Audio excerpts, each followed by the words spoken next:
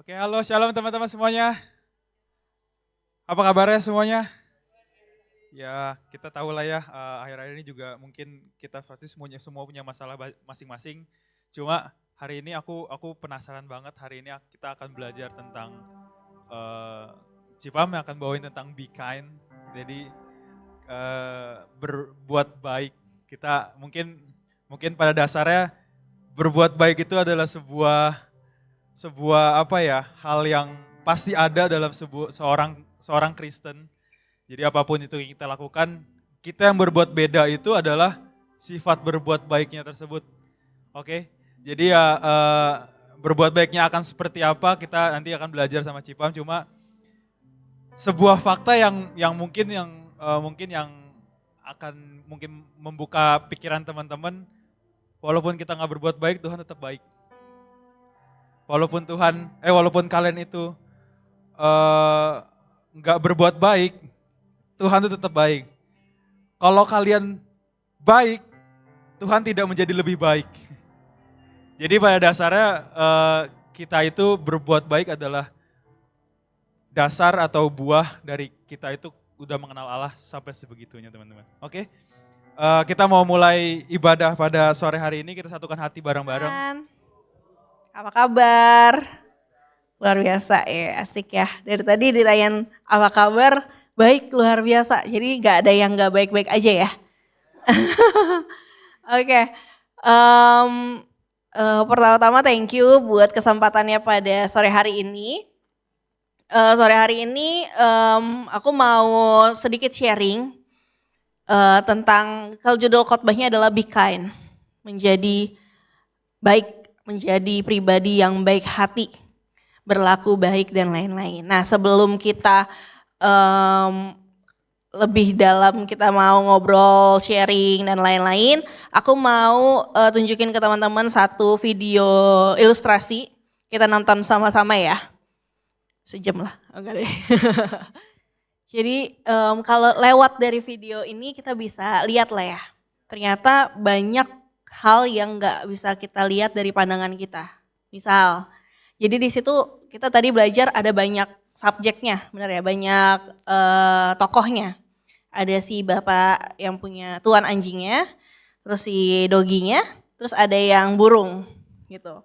Kita bisa lihat kayak ternyata banyak hal tuh yang nggak sesuai, nggak bisa dilihat dari setiap subjek di dalam video itu. Jadi mungkin si bapak ini, si tuan anjing ini nggak bisa lihat nih ternyata sebenarnya kenapa sih anjingnya menggonggong terus, ngeganggu aja kan aku lagi mancing nih gitu kan. Padahal sebenarnya si anjing ini mau melindungi atau ngejagain umpannya si bapak, si tuannya. Terus si anjing ini kayak wah ada yang ganggu nih, ada burung yang ganggu segala macam gitu kan. Tapi dia ternyata baru di akhir baru tahu ternyata anak-anak burung itu nggak suka ikan, malah sukanya cacing yang dari umpannya tuannya itu gitu kan. Jadi walaupun ada perbedaan POV atau perbedaan sudut pandang atau perspektif, ternyata itu bisa mempengaruhi efek-efek selanjutnya. Ternyata di saat kita bisa melihat pandangan atau perspektif orang lain, kita bisa dengan mudah memberikan atau melakukan kebaikan. Dan dari satu kebaikan ternyata bisa berefek ke kebaikan selanjutnya. Seperti yang tadi mungkin ilustrasinya sangat sederhana. Dia akhirnya yaudah deh kasih deh sedikit dari umpan tuannya. Terus dari dia bisa dengan happy melihat oh ternyata anak-anaknya burung ini bisa makan gitu kan.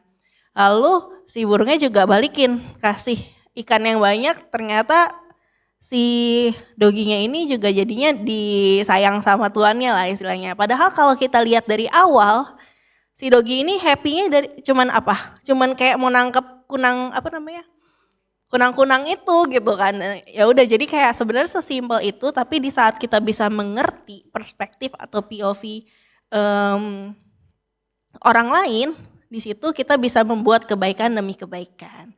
Nah, walaupun kita memiliki perspektif atau POV yang lain, kita sebenarnya mau tahu sih sebenarnya apa sih yang sangat dibutuhkan di dunia atau di dalam diri kita saat ini.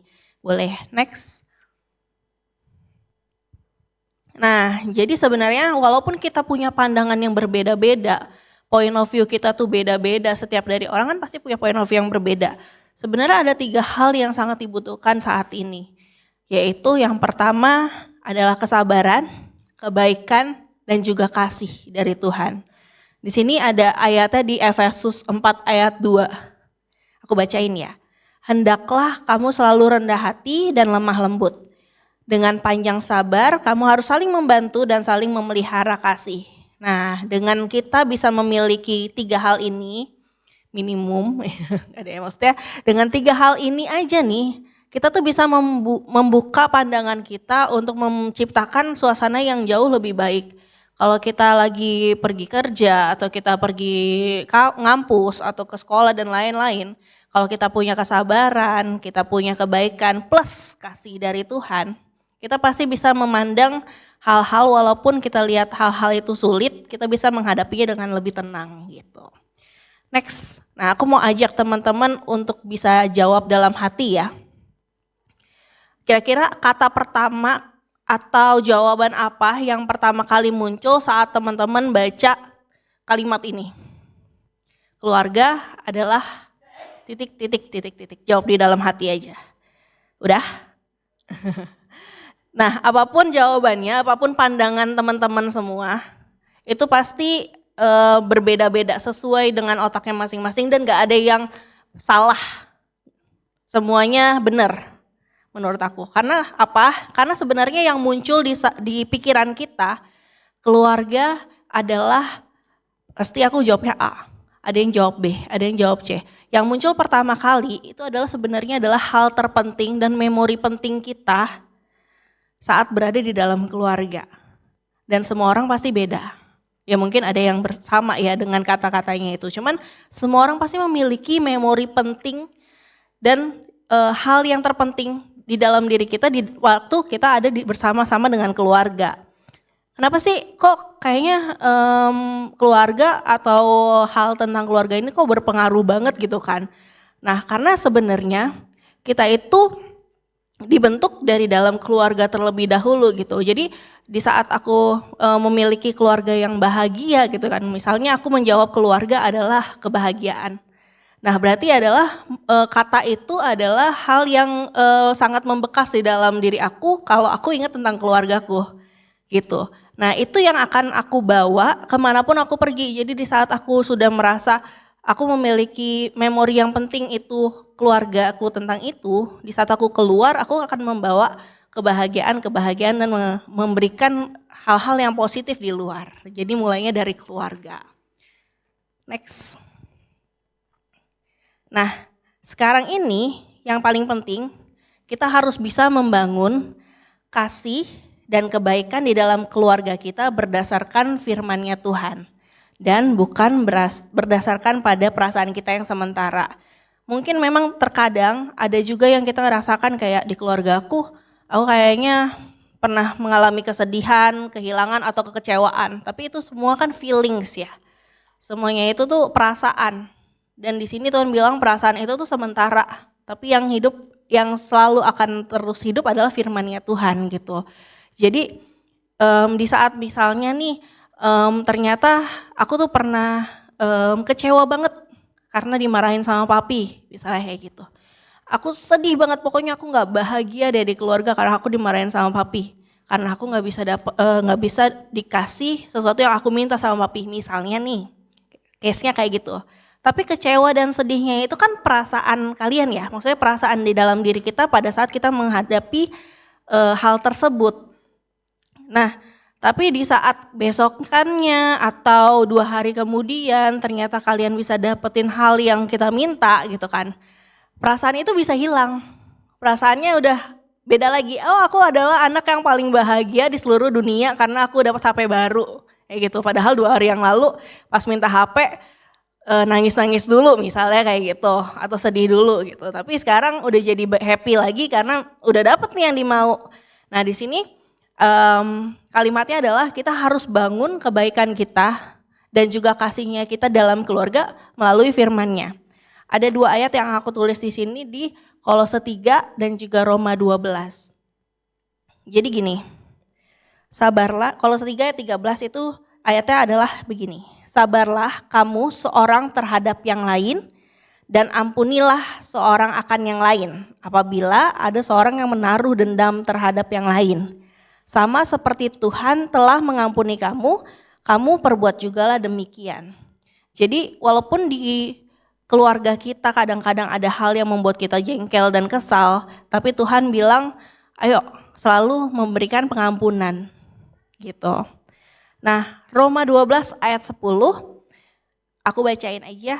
Jadi bunyi seperti ini, hendaklah kamu saling mengasihi sebagai saudara dan saling mendahului dalam memberi hormat.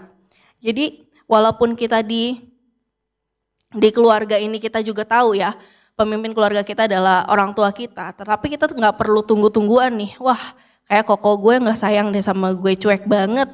Atau mama cuek nih sama aku, gak usah tunggu-tungguan, tapi kita juga harus bisa menjadi sesuatu yang membawa kebahagiaan, membawa positif gitu di dalam keluarga kita. Ada pepatah kalau, aku gak tahu ini pepatah atau kalimat apalah, pokoknya intinya gini, kita tuh gak bisa pilih kita dilahirkan di keluarga mana. Kita lahir, kita ditempatkan Tuhan di keluarga tersebut gitu kan. Tetapi kita selalu punya pilihan, kita mau membangun keluarga kita seperti apa. Nah konsep membangunnya ini tuh gak harus merit dulu, kayak aku sama Ko Eden misalnya. Gak harus merit dulu dan membangun keluarga kecil. Tetapi kita tuh udah kayak di-set lah sama Tuhan. Kita ditempatkan di dalam keluarga, berarti kita tuh seperti agentnya Tuhan di dalam keluarga tersebut. Misal aku ditempatkan di keluarga aku, berarti aku adalah agentnya Tuhan di keluarga itu, gitu. Dan kita bisa selalu punya pilihan untuk bisa membangun keluarganya mau jadi seperti apa. Keluarga kita ya, tidak harus merit dulu. Karena sebenarnya merubah sesuatu, kalau jadi agent kan biasanya harus kayak punya mission ya. Nah kalau Tuhan itu kasih kita missionnya adalah kita harus bangun keluarga kita dengan kasih dan kebaikan. Nah missionnya itu atau merubah sesuatu tuh gak harus dari sesuatu yang jelek banget, atau gak usah jelek banget lah. Dari yang jelek kita ubah menjadi bagus. Kadang kita mikir, oh keluargaku gak apa-apa kok Ci, keluargaku bahagia-bahagia aja kok. Gitu kan, keluargaku juga gak pernah ada konflik dan lain-lain. Tapi kita sebagai agentnya Tuhan, kita bisa dong merubah sesuatu yang sebenarnya sudah baik dan bagus menjadi lebih baik, menjadi lebih bahagia, menjadi lebih oke gitu. Nah dari keluarga ini atau dari cara kita membangun kasih dan juga kebaikannya Tuhan kebaikan dalam keluarga kita juga harus belajar nih bagaimana kita bisa memiliki perspektif atau bisa memahami perspektif dari anggota-anggota di keluarga kita. Nah next. Nah walaupun tadi kan di awal kita belajar tentang perspektif ya, atau point of view atau cara pandang kita, walaupun ya di satu rumah tuh pasti memiliki pandangan-pandangan yang berbeda, tapi sebenarnya POV itu adalah sebagai dasar komunikasi gitu. Jadi kalau komunikasi itu sama dengan, aku tulis di sini, komunikasi adalah tanda mengasihi. Nah contohnya apa? Contohnya misal kalau misalnya lagi naksir sama seseorang deh. Contoh, misalnya ada yang udah pernah naksir sama seseorang gak sih? Gak ada ya? Gak ada yang ngaku ya? Misalnya nih, kalau ada yang baru naksir sama seseorang, hal pertama yang kalian lakukan apa? Kira-kira coba. Caper. Terus? Kira-kira bakalan ajak kenalan gak sih? Intens. Ngajak kenalan gak sih atau cuma caper-caper doang? Caper doang, gak jadi dong nanti. Nah ngajak kenalan, tukeran kontak itu kayaknya udah common banget lah ya yang pertama kali kalau misalnya wah ada cewek di kafe nih, Romat mau deketin nih. Hai namanya siapa, boleh bagi nomor HP gak, bisa kayak gitu. Cari kontak lah, terus apalagi yang akan dilakukan tadi atau bilang intens ngechatnya.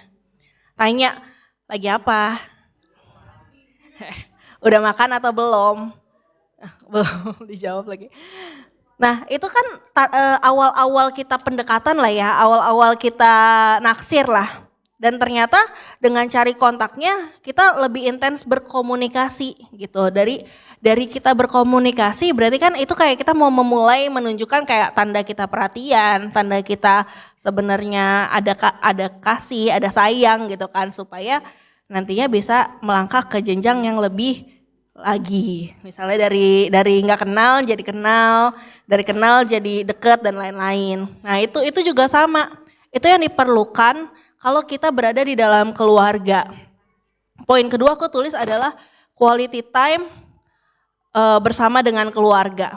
Yang tadi adalah komunikasinya. Tapi yang kedua adalah quality time-nya. Kadang-kadang kalau kita udah pulang ke rumah, udah kumpul sama keluarga, kira-kira fokus kita gimana? Apakah masih sibuk sendiri atau kita udah mulai fokus dengan keluarga? Tidur. Karena padahal sebenarnya dengan kita berkomunikasi dan juga kita memiliki quality time saat kita pulang ke rumah dan kumpul dengan keluarga, berarti ya itu waktunya untuk kita fokus dengan keluarga kita, komunikasi dengan keluarga kita. Ada waktu untuk urus kerjaan, ada waktu untuk ngobrol, nongkrong sama teman. Tapi saat kita balik ke rumah, ya itu waktunya kita dengan keluarga kita. Seperti inilah, kayak waktu tuh nggak bisa kita puter lah. Jadi kadang kayak ada hal-hal yang sebenarnya tidak bisa kembali gitu. Kayak misalnya dulu aku sering main ke tempat oma aku, main dan lain-lain gitu ya. Di saat aku main ke rumahnya, ya aku maksimalkan untuk bisa deket dan bisa ngobrol, main dan lain-lain. Walaupun mainnya cuman main-main yang sederhana, main catur, main kartu dan lain-lain. Tapi kalau misalnya inget-inget kayak gitu, kalau sekarang nih aku harus inget, aku udah nggak bisa lagi main sama omaku karena misalnya omaku udah, karena bukan misalnya ya, karena omaku udah meninggal gitu. Nah ada waktu-waktu yang sebenarnya Tuhan kasih buat kita, tapi ada waktu juga yang khusus Tuhan berikan supaya kita bisa fokus dengan hal-hal yang ada di depan kita. Contohnya salah satunya adalah keluarga.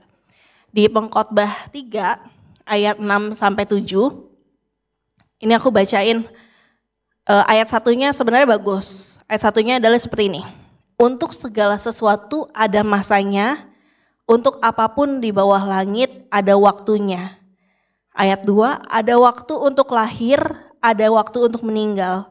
Ada waktu untuk menanam dan ada waktu untuk mencabut yang ditanam. Aku loncat sampai ayat 6 ya. Ada waktu untuk mencari, ada waktu untuk membiarkan rugi. Ada waktu untuk menyimpan, ada waktu untuk membuang. Ada waktu untuk merobek, ada waktu untuk menjahit. Ada waktu untuk berdiam diri dan ada waktu untuk berbicara. Jadi memang Tuhan juga sudah bilang di Alkitab semuanya ada waktunya. Dan salah satunya kita juga punya waktu untuk berbicara. Karena circle terkecil kita adalah keluarga, ya kita juga harus memanfaatkan waktu berkualitas kita, komunikasi berkualitas kita bersama dengan keluarga.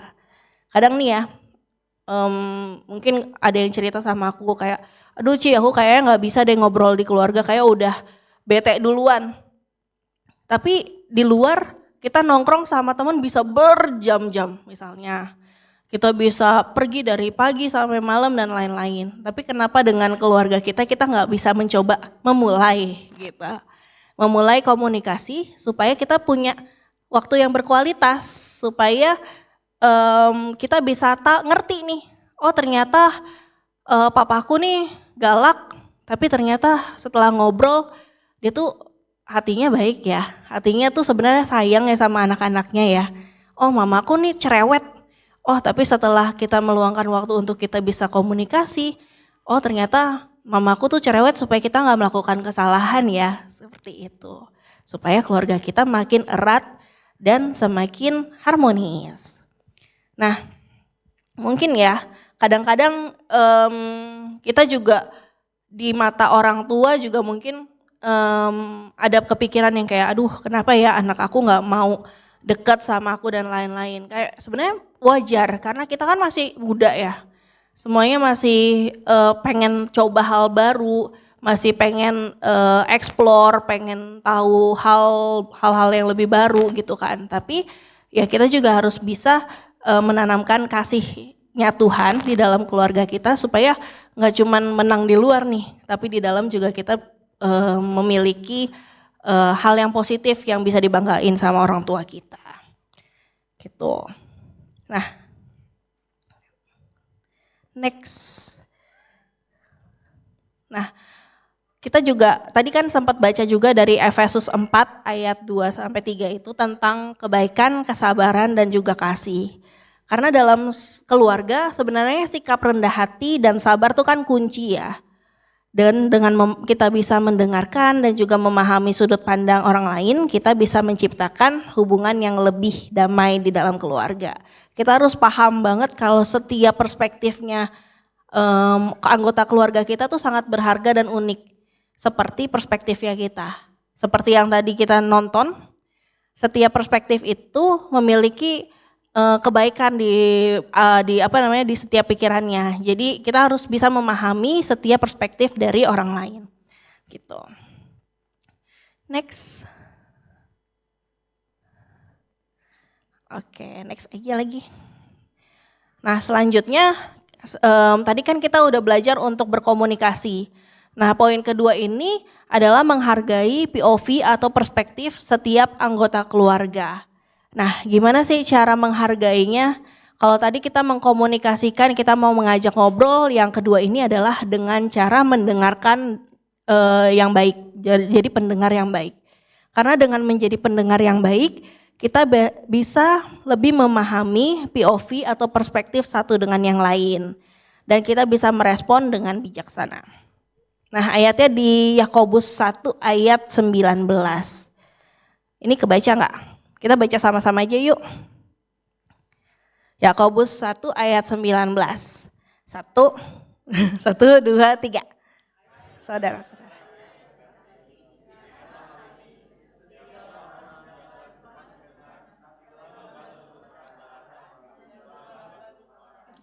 Nah, di sini diingetin untuk lamban berkata-kata dan juga lamban untuk marah. Kadang-kadang kalau pengalaman aku nih ya, kadang-kadang kan kalau aku kan bekerja ya. Aku kerja kayaknya udah capek di kantor, terus kayak begitu mau pulang kayak udah males banget mendengarkan cerita atau hal-hal yang diceritakan dengan muter-muter gitu. Jadi sebenarnya intinya ini, tapi dia harus nyeritain panjang ke sini dulu, belum lagi naik turun gunung dan lain-lain gitu kan, untuk sampai ke intinya gitu. Atau mungkin pas lagi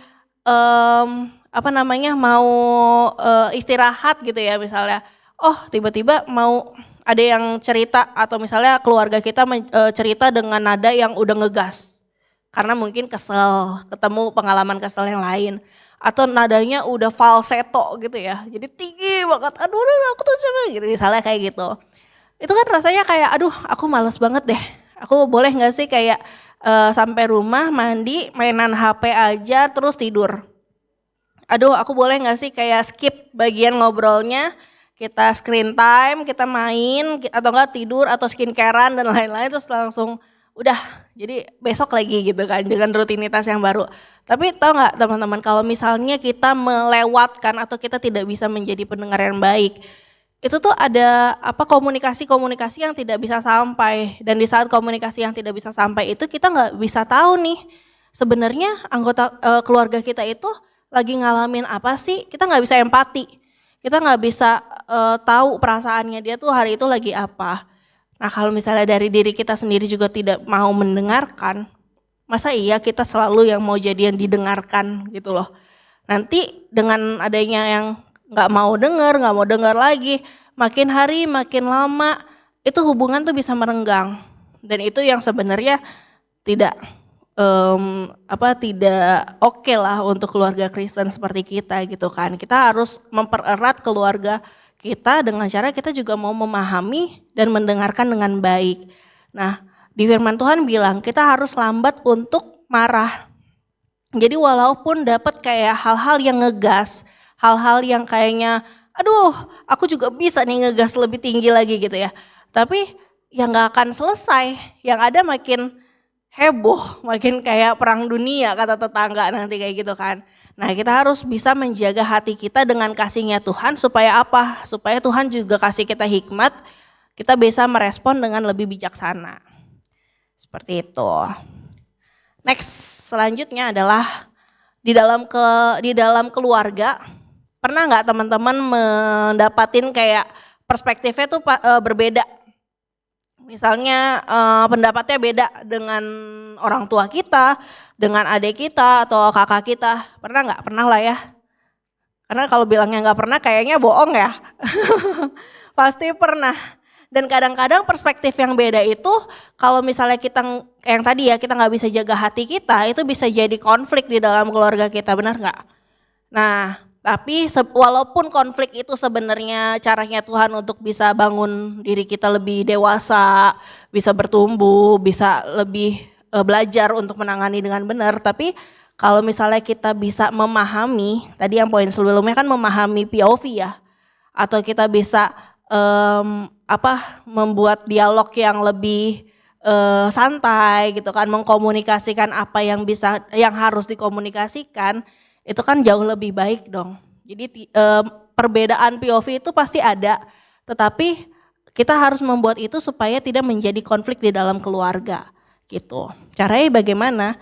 Karena setiap dari anggota keluarga kita harus bisa membuat suasana di mana di dalam keluarga itu adalah tempat yang paling aman. Yang paling aman untuk apa? Untuk kita juga bisa cerita segala sesuatu. Kita bisa ngomong segala sesuatu ya di dalam keluarga gitu. Nah, kira-kira apa sih yang harus kita sampaikan atau hal-hal apa aja sih yang harus kita kasih tahu ke dalam keluarga kita ini tentang diri kita atau tentang apapun itu? Next. Di sini aku ada 2 poin. Yang pertama, saying I love you. Coba aku mau ya angkat tangan sama teman-teman, angkat tangan ya. Siapa yang hari ini udah bilang I love you ke papa atau mamahnya? I love you-nya bukan in romantic way ya, maksudnya ngerti kan, paham ya maksudnya I love you-nya? Atau ke saudaranya deh.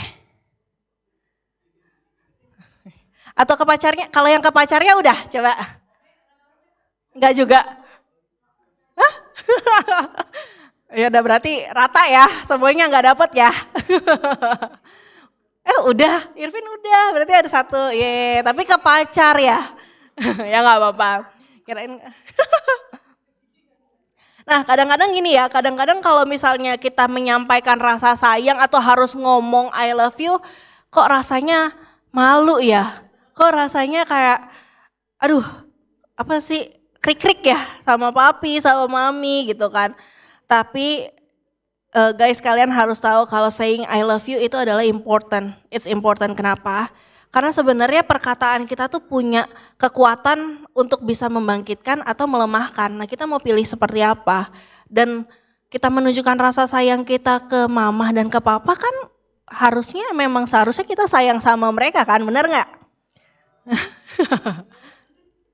Nah, tapi walaupun kadang-kadang ada yang bilang kayak, aduh Ci kayaknya nggak bisa sih, kalau aku tuh kalau yang love language itu aku bukan yang word of affirmation deh kayaknya. Aku tuh tipe yang physical attack lagi. Aku tuh tipe yang kayaknya yang kasih perbuatan aja deh, atau ngasih kado aja deh, atau aku kasih service aja deh. Aku nggak mau deh yang ngomong-ngomong I love you dan lain-lain, kok kayaknya terlalu kayak malu deh sama mami papi atau sama koko sama dede gitu kan. Cuman yang tadi aku bilang kayak kita tuh harus bisa menyampaikan rasa sayang kita tuh nggak cuman dari perbuatan aja, tapi dengan perkataan. Ya memang awalnya kayak kaku ya. Cuman masa iya kita bisa maksudnya ungkapin I love you ke teman kita atau ke pacar kita lebih dari 50 kali sehari, tapi dengan ke keluarga kita nggak bisa. Maksudnya kita harus bisa mencoba nih saran aku untuk kita sampaikan rasa sayang kita ke keluarga kita, ke orang tua kita saying I love you mom, I love you dad, papi gitu kan, mami. Jadi walaupun ya mami kayak apa sih, ada apa ya gitu kan, ada maunya ya? Enggak, cuman kayak ya aku cuman mau menunjukkan kalau aku sayang sama papi mami, thank you for being our mom, terima kasih udah jadi bapak yang baik gitu. Karena yang tadi aku bilang perkataan itu punya kekuatan dan perkataan itu bisa memberikan kepercayaan diri, bisa memberikan hal-hal yang positif buat anggota keluarga kita. Nah, yang kedua di sini adalah berbagi pergumulan dan bersaksi tentang kebaikan Tuhan. Nah, kalau tadi aku bilang kata-kata itu punya kekuatan atau powerful, yang kedua, keluarga kita juga powerful. Family is powerful. Ya. Jadi kalau misalnya kadang-kadang kita punya pergumulan, punya hal-hal yang kayaknya sesuatu yang kayaknya aku malu banget untuk bisa share ke keluarga. Loh, kenapa malu? Karena sebenarnya keluarga kita itu yang akan merasakan dampak pertama di saat kita sukses, dan keluarga kita akan merasakan dampak pertama juga di saat kita gagal. Jadi sekarang pilihannya adalah kalau misalnya kita juga punya pergumulan dan kita mau share ke keluarga kita itu bakalan jadi supporter kita nomor 1 loh. Dan keluarga kita itu bakal jadi tim doa yang eksklusif buat kita. Gitu, nggak cuman tim doa yang di gereja doang yang kita mintain tolong doa gitu ya. Cuman keluarga kita itu adalah orang pertama yang akan doain kita kalau kita ada sesuatu. Jadi kalau misalnya kita punya pergumulan, kita nggak perlu malu, kita nggak perlu takut dihakimi, kita harus cerita sama keluarga kita juga. Gitu. Nah, di Matius 18 ayat 19 nih. Ada yang udah hafal ayat ini? Romat hafal nih kali. Matius 18 ayat 19. 18 ayat 19. Langsung tembak yang teologi aja. Ayo, ada yang hafal nggak?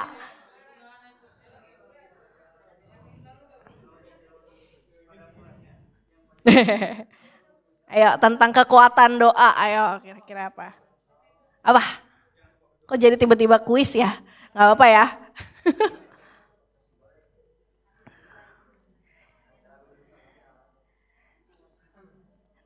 Dan ya udah deh aku bacain aja. Matius 18 ayat 19. Dan lagi aku berkata kepadamu, oh ini udah muncul. Yaudah kita baca sama-sama ya, 1, 2, 3. Dan lagi aku berkata kepadamu, jika 2 orang daripadamu di dunia ini sepakat meminta apapun juga, permintaan itu akan dikabulkan oleh Bapakku yang di sorga. Terus ayat 20 boleh deh Ivi sekalian. 1, 2, 3. Sebab di mana 2 atau 3 orang berkumpul dalam namaku, di situ aku ada di tengah-tengah mereka. Nah, ayat ini pun bisa diaplikasikan ke dalam keluarga. 2 atau 3 orang berkumpul itu keluarga gitu loh maksudnya. Jadi di saat ada keluarga yang berdoa, doanya keluarga tuh pasti powerful juga gitu. Tuhan juga pasti hadir di antara mereka. Nah, kita harus berusaha nih, walaupun kita punya pandangan yang berbeda atau mungkin kita nggak bisa ngerti tentang pandangannya orang tua kita atau kakak dan adik kita tuh harus bisa mengkomunikasikan apa yang memang harus kita komunikasikan gitu. Nah, next. Poin selanjutnya adalah membangun perspektif yang positif di dalam keluarga. Nah, ini ayatnya kita baca sama-sama aja yuk, Filipi 4 ayat 8. Kelihatan nggak kecilan ya? Oke, 1, 2, 3. Jadi akhirnya saudara-saudara, semua yang mulia, semua yang adil,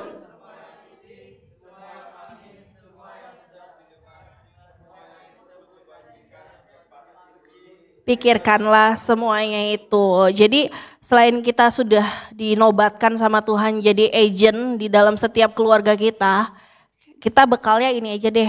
Kita harus memikirkan hal-hal yang positif aja gitu. Dengan segala perspektif yang ada di anggota keluarga kita atau dengan perbedaan pemikiran dan lain-lain, kita tuh pasti bisa membangun perspektif yang lebih positif gitu. Dengan apa? Dengan kesabaran, dengan kebaikan, dan juga dengan kasihnya Tuhan gitu. Nah misalnya nih kita menghadapi kayak tantangan-tantangan yang bersama di dalam keluarga. Hal yang kita lakukan adalah kita bersepakat seperti yang pada ayat yang tadi kita baca sama-sama. Supaya ada kekuatan di dalam setiap doa-doa di keluarga kita. Nah untuk menjadi kadang tuh di dalam keluarga kita kayak merasa kayak orang lain atau anggota keluarga kita tuh kayak nggak bisa melihat beban yang ada di dalam kita, pengorbanannya kita udah segitu banyak, penderitaan kita udah segitu banyak setiap hari. Kadang kita kayak nggak bisa rasanya udah kayak kenapa ya keluarga kita kok nggak ngerti sih, kan di sini aku yang kerja mati-matian nih dari pagi sampai malam, aku yang belajar mati-matian nih supaya bisa dapat beasiswa, supaya papa dan mama nggak repot seperti itu ya. Kenapa sih papa dan mama tapi tetap gak bisa ngerti aku? Kenapa sih papa dan mama gak bisa sejalan sama aku minta sesuatu kok masih aja gak boleh dan lain-lain. Tapi seberapa besarnya itu kita harus bisa memahami perspektif yang mungkin kita belum bisa lihat dari pandangannya mereka. Suatu saat pasti akan kita pasti akan lihat perspektif itu. Seperti yang tadi diilustrasi di awal. Suatu saat kita pasti bisa melihat ternyata selama ini seperti ini toh maksud dari pandangannya orang tua kita. Ternyata selama ini seperti itu toh maksudnya mama dan lain-lain. Dan kita harus coba untuk be kind, menjadi pribadi yang baik hati. Next, Ivy. Menjadi pribadi yang baik hati itu poin pertamanya adalah kita harus bisa selalu memberikan kesabaran kita, kebaikan kita, dan kasih dari Tuhan. Kita minta sama Tuhan kalau misalnya, Tuhan kasih-Mu segitu besarnya aja masa aku gak bisa sih mengampuni orang lain, aku gak bisa sih sabar untuk keluargaku sendiri. Nah yang kedua, kita harus jaga juga komunikasi kita yang baik di dalam keluarga kita. Yang ketiga, kita harus kasih penghargaan, harus menghargai walaupun keluarga kita tuh punya hal-hal yang berbeda dari pandangannya kita. Nah yang keempat, kita harus terus punya pandangan yang positif, isi terus diri kita dengan hal-hal yang positif dan hal-hal yang positif itu bisa didapat dari firman Tuhan. Gus. Terus yang kelima, kita juga gini, dengan kita menjadi pribadi yang baik hati, itu udah pasti kita akan memiliki toleransi, kita gampang mengampuni, dan kita tuh selalu bisa memberikan ruang untuk orang lain. Walaupun orang lain rasanya masih mau marah-marah dulu, oke aku kasih kamu ruang. Ngomong aja dulu, kita akan mendengarkan, aku akan mendengarkan. Menjadi pribadi yang baik hati itu kayak berbuat baik juga, itu salah satunya adalah mendengarkan dan kita bisa berempati, bisa memberikan toleransi. Oke, next. Nah, ada lagi nih, ini adalah kelebihan menjadi baik hati. 3 poinnya. Yang pertama, hubungan yang kuat. Nah, sikap baik hati kita itu dapat memperkuat hubungan sosial kita, hubungan keluarga, dan juga hubungan profesional. Jadi kalau kita udah bisa kuat dan juga menjadi pribadi yang baik hati dari dalam di keluarga, udah otomatis di lingkungan kita juga pasti akan kuat nih hubungannya. Dan juga di saat kita masuk ke dunia kerja itu bisa lebih kuat juga nih hubungannya kita dan kita bisa menjadi pribadi yang lebih positif. Nah yang kedua, kesejahteraan emosional. Kayak bahasanya agak ini ya, kesejahteraan emosional. Jadi lebih kayak saat kita baik hati, saat kita bisa mau kasih kebaikan kita ke orang lain, kayak kita udah gak gampang emosi lah istilahnya gitu.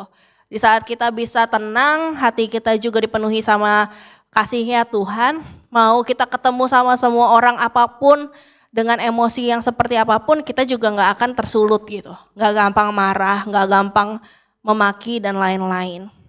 Nah yang ketiga, kebaikan hati itu juga pasti menjadi kunci untuk bisa menyelesaikan konflik tanpa memperburuk situasi.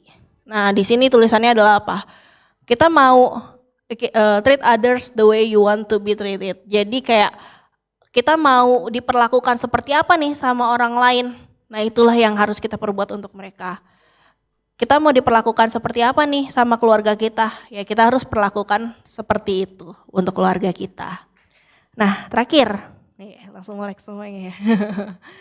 Jadi di sini aku tulis, memelihara keluarga itu adalah ibadah dan memelihara keluarga itu sangat berkenan di hadapan Tuhan.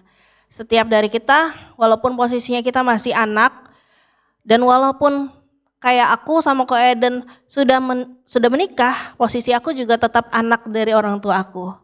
Jadi kita harus bisa memelihara keluarga kita dengan apa? Dengan menjadi berkat mulai dari keluarga kita dulu. Kalau misalnya kita bilang kita percaya sama Tuhan, kita punya iman, tetapi keluarga kita gak bisa lihat kebaikan hati kita, itu bukan hal yang baik kan. Buat apa kita sukses dan juga kita terlalu menghabiskan waktu di luar, melayani kah, bekerja kah, dan lain-lain. Tapi kalau di dalam keluarga kita gak bisa jadi berkat, buat apa? Jadi kita harus mulai menjadi berkat dari keluarga kita dulu. Dan dari situ kita bisa menjadi pribadi yang excellent, selalu positif. Dan Tuhan juga yang udah kasih mission ke kita jadi agent di dalam keluarga itu bisa Tuhan bisa lihat, oh ternyata bener ya Pamela ini bisa membawa damai di keluarganya, berarti missionnya komplit gitu kan. Oh ternyata setelah dari keluarga ini di lingkungan yang lain juga bisa menjadi berkat gitu. Jadi kita juga harus tanya Tuhan lah setiap hari. Tuhan kan yang bentuk kita nih, Tuhan yang ciptain kita. Kita harus tanya Tuhan terus nih, Tuhan hari ini idenya Tuhan mau kita ngapain ya? Mau kita buat apa ya ke keluarga kita gitu. Jadi aku berharap kita dari sini pulang bisa menjadi pribadi yang lebih baik lagi, menjadi pribadi yang lebih baik hati, menjadi pribadi yang berkenan di hadapan Tuhan, bisa mencoba untuk mengerti other perspektif keluarga kita yang lain, kita mencoba mengerti, memahami, terus selalu positif dan jangan lupa kita coba ya sama-sama kita say I love you ke keluarga kita ya, sehari sekali bisa kali ya.